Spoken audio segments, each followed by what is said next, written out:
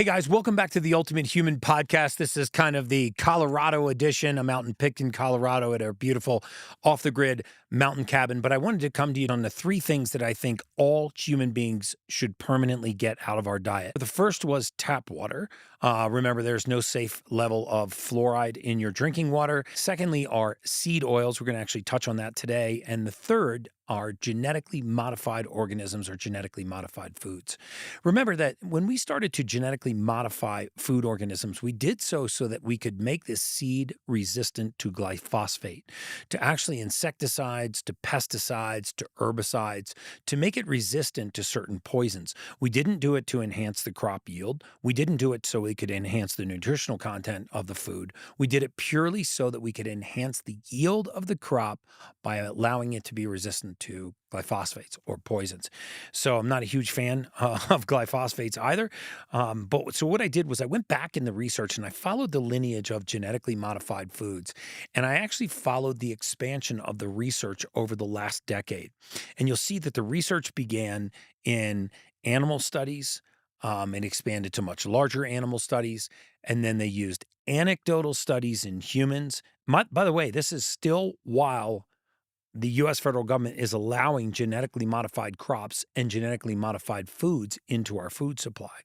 And so eventually they allowed for actual human clinical trials. And this is where the information gets really dramatically takes a turn for the worst. So in 2009, and by the way, I'm going to make all of this research available on the podcast. You're welcome to click on the link below, read it for yourself. But in 2009, on the National Library of Medicine in the Food Science and Nutrition Journal, there was an article published on a clinical study done on the health risks of genetically modified foods. And they found that in animal toxicity studies, that genetically modified foods at that time may have shown several toxic effects on organs and organ systems.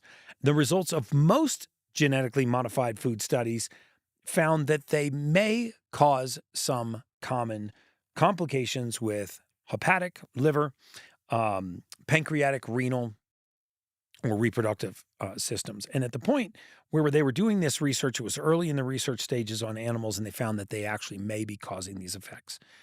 This was in 2009. By 2013, also in the Food Science and Nutritional Journal, the Journal of Food Science and Technology, a second rather large clinical study comes out on genetically modified foods, their safety, and the risks for public concern, and how some scientists were actually starting to sound the public health safety alarm and saying that we actually may have a public safety nightmare on our hands, because the principal crops at the time that they were genetically modifying were herbicide and insecticide resistant soybean, corn, cotton, and canola.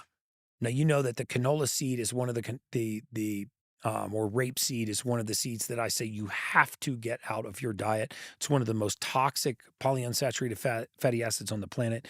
It's horrible for cholesterol, for plaquing, for atherosclerosis, for arterial sclerosis. But now we have another reason not to like canola oil, and now it's genetically modified before it's industrial processed into a toxic seed oil. But corn, soybean, and canola were the big crops that they were using. Now, just think of all of the different food products that we use soybean, corn, and canola in, even without thinking about just the toxic oils.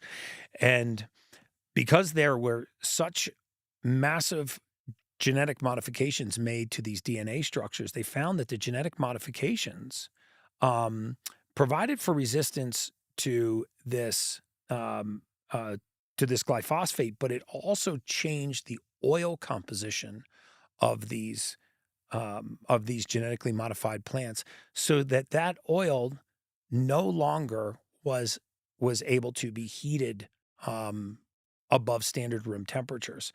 And so now when we genetically modify the seed, we start to genetically modify the properties of the food. It said that the biggest threat caused by genetically modified foods is that they can have harmful effects on the human body, and they believe that a consumption of genetically engineered foods could be a massive contributor to the development of diseases where we are seeing a resistance or an entire immunity to antibiotics.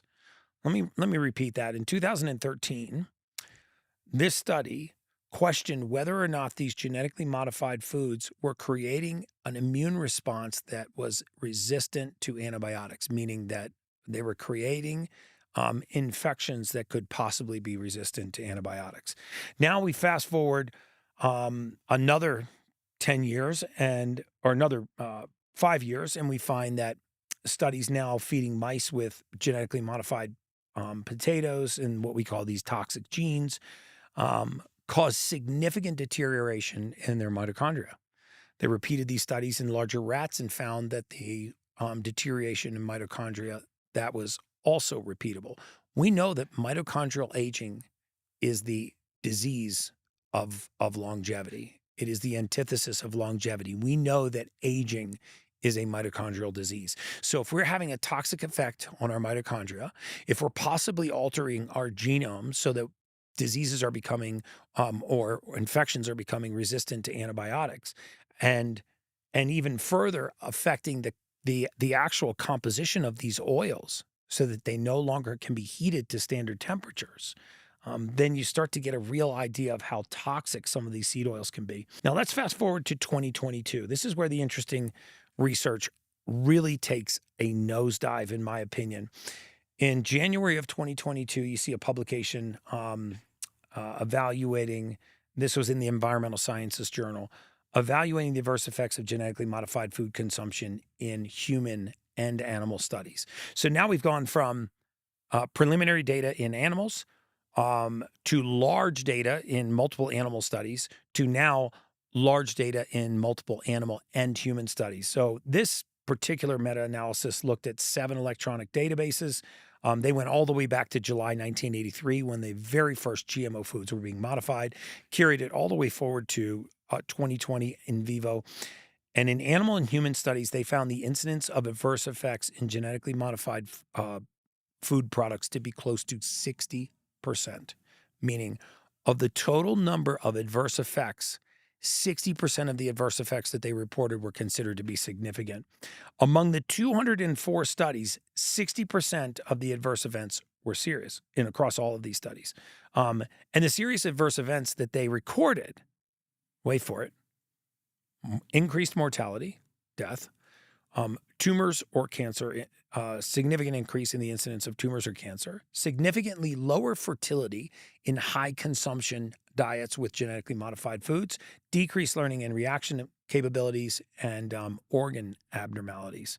Now, if that's not enough to tell us to limit our genetically modified foods, then the conclusion of the study really does it. It says it's worth noting that at the end of one particular clinical study, there were multiple aspects of adverse events on other biomarkers.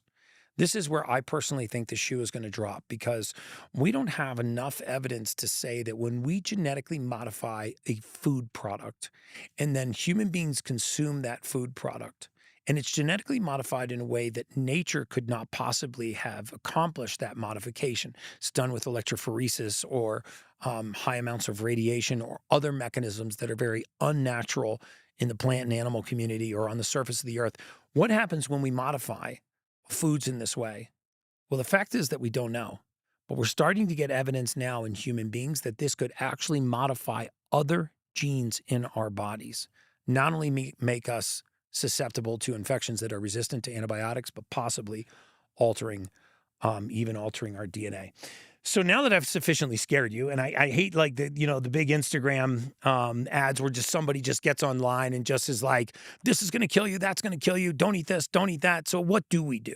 Well, first thing we need to do is just learn how to read food labels. The good news is that genetically modified foods and non-genetically modified foods, with the exception of organic, usually are about the same price. So if you go fully certified organic, you are completely negating the effects of genetically modified foods. The US FDA does not allow certified organic foods to be GMO. There's also not on all foods, but there's a PLU number, a little sticker on a lot of our fruits and vegetables and foods. It's called a PLU number. Many of you know if that number begins with a 9, it indicates that that is an organic food. If it begins with an 8, it means that it's been genetically modified. Now, here's a trick. that many food manufacturers are beginning to use that I find very sinister in food labeling. The U.S. Food and Drug Administration requires that foods be labeled as GMO or genetically modified. You can also label them as non genetically modified, and obviously those won't be GMO foods. But a sneaky little way around this now is that food manufacturers are calling these genetically modified foods bioengineered. So they'll say this is a bioengineered food or that it contains bioengineered ingredients. If you see bioengineered food or bioengineered food ingredients, turn and run. Guys, start reading your labels. Get genetically modified foods out of your diet. These are non natural, non whole foods, not the way that nature meant them to be consumed. And get the seed oils out of your diet. Those things will change the entire trajectory of your life. If you like this podcast, please like and subscribe to the channel so that I can continue to do more research and bring you guys great ideas on how to live a healthier, happier, longer life. And as always, that's just science.